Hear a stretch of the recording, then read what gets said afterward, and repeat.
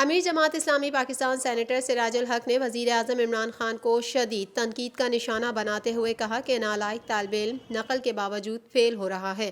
لکی مروت میں جلسہ عام سے خطاب کرتے ہوئے امیر جماعت اسلامی سینیٹر سراج الحق کا کہنا تھا کہ ہم اسلامی نظام کے نفاذ کے لیے کوشاں ہیں۔ جماعت اسلامی اور پی ڈی ایم کی سیاست میں فرق ہے۔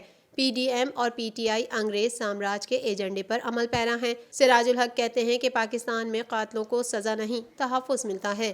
کراچی میں پولیس نے 400 لوگوں کو مارا، نقیب اللہ کو بھی مارا گیا۔ آج تک نقیب اللہ کے قاتلوں کو گرفتار نہیں کیا گیا۔